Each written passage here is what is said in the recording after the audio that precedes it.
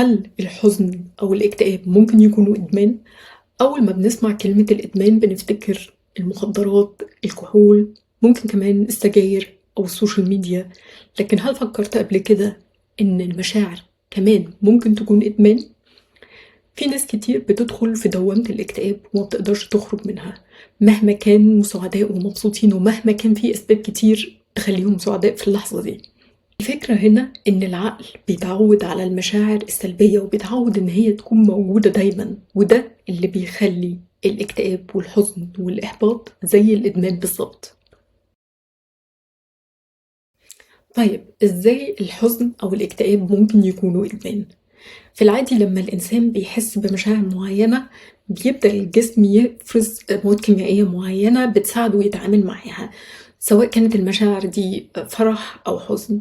بس لما الشخص بيعيش لفترة طويلة في حالة حزن أو اكتئاب المخ بيتعود على الإحساس ده وبيعتبره طبيعي، لدرجة إن هو أحيانا ممكن يحس إن هو مش مرتاح لما بتحصل حاجة كويسة، تقريبا زي الشخص اللي متعود إن هو يعيش في فوضى.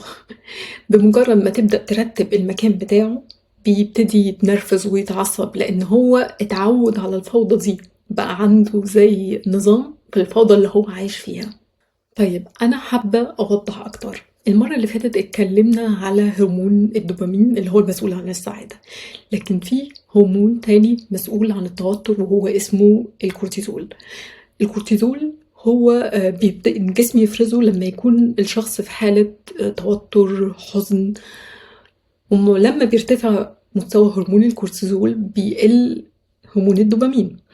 لما الشخص بيعيش في حالة من الاكتئاب والحزن لفترة طويلة بيبدأ الجسم يتعود على المستويات العالية من الكورتيزول، وده بيخلي الخروج من الحالة دي صعب جدا، غير طبعا كمان ان الشخص بيتعود على الوضع ده وعلى الحالة دي، بيتعود على الاهتمام والتعاطف المبالغ فيه، وبيبدأ الشخص بشكل غير واعي انه يحب الحالة دي علشان الناس تفضل مهتمة بيه. المخ بطبيعته بيركز على الحاجات والخبرات اللي أثرت فيه بشكل كبير، فلو الشخص مر بتجربة سيئة بيفضل المخ يكررها ويعيدها أكتر من مرة، ومن هنا بتبدأ الأفكار السلبية. كمان المخ بيستخدم حالة الحزن دي علشان الشخص يهرب من مشاكله ومن القرارات الصعبة اللي لازم ياخدها، فبيدور على المبررات، وأحسن مبرر هو إن هو يفضل في حالة الحزن. كمان الحزن بيجي بحزن.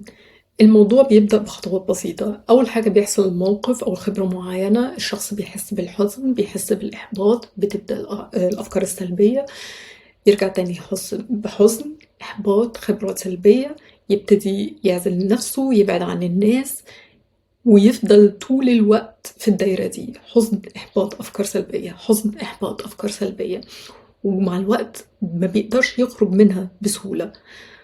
كمان مع الوقت بينسى مهارات التكيف. ايه هي مهارات التكيف؟ مهارات التكيف هي حاجات بتبقى عند كل شخص بيتعلمها من سن الطفولة لحد سن الرشد، والحاجات دي مثلا زي ازاي اقدر اتعامل مع القلق، التوتر، الحزن.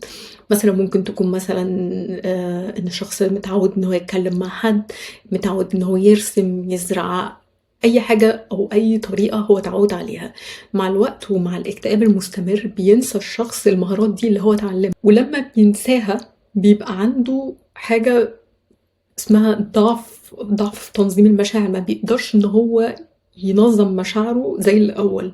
ولما الشخص يبقى عنده ضعف في تنظيم المشاعر بيبتدي يستخدم أساليب مش صحية علشان يتعامل مع المشاعر السلبية اللي بيمر بيها، زي مثلا العزلة، الإنكار، وإن هو طبعا والتأجيل.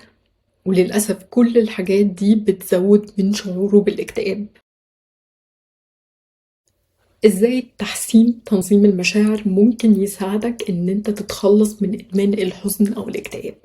اول حاجة ان انت تتعرف على مشاعرك، ان انت تعبر عن مشاعرك بدل ما تكتمها، ان انت تلاحظ مشاعرك بدل ما تتجاهلها، ان انت تسأل نفسك ايه سبب المشاعر دي، هل المشاعر دي حقيقية؟ تاني حاجة تدرب نفسك على ان انت تغير اسلوب تفكيرك. ازاي؟ يعني تدرب العقل ان هو يركز على الحلول بدل المشاكل، وتبدل الافكار السلبية المش حقيقية بافكار واقعية. يعني زي بدل ما تقول عمري ما هتحسن، تقول أنا مريت بمواقف كتير صعبة وقدرت إن أنا أتحسن وأتغلب عليها. برمج مخك على العادات الإيجابية من جديد. احنا قلنا قبل كده إن المخ بيتعود على العادات اللي احنا بنكررها، فلو انت بدأت إن انت تستخدم أو إن أنت تستخدم عادات إيجابية في حياتك من جديد، يعني مثلا ابتديت إن أنت ترسم أو إن أنت تعمل رياضة، أو مثلا بدأت إن أنت تكتب 3 حاجات حصلت لك في يومك، مع الوقت هيتعود مخك على العادات الجديدة اللي أنت بدأت تدخلها. مفيش تغيير بيحصل مرة واحدة، التغيير بيحتاج وقت ومجهود منك. فعشان كده لو انت جربت وما نجحتش من اول مرة ولا من تاني مرة، الاستمرار مفيد جدا علشان ترجع تعود نفسك على العادات الإيجابية اللي هتساعدك أكيد علشان تقلل أو تتخلص من إدمانك للاكتئاب والحزن. ممكن كمان تجرب ترجع تعمل الحاجات اللي كانت بتبسطك زمان. كل الحاجات دي لسه متخزنة في الذاكرة بتاعتك كمصدر للسعادة، كل اللي انت هتعمله ان انت هترجع تفتكرها من جديد. كمان خليك في تواصل مستمر مع الناس اللي حواليك. العزلة للأسف بتزود الحزن، لكن كل ما هتكون في تواصل مستمر مع الناس كل ما هترجع تمارس حياتك بشكل طبيعي بالتدريج. الحزن فعلا زي الإدمان، لأن مع الوقت بتنسى انت كنت ازاي بتنظم مشاعرك بشكل صحي، وبيبقى الحزن هو منطقة الأمان والراحة بالنسبة لك. التدريب على تغيير طريقة التفكير واستخدامك لاستراتيجيات صحية علشان تتعامل مع حزنك ممكن يخرجك من دوامة الاكتئاب.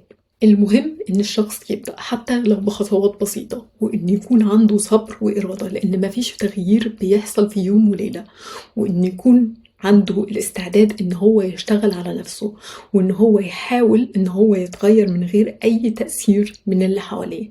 لأن لو الشخص مش حابب إن هو يتغير مهما عملت، استحالة إن أنت تقدر تغيره. وبكده نكون وصلنا لنهاية موضوعنا النهاردة. كانت معاكم نغم وافي، بتمنى لكم يوم سعيد، مع السلامة.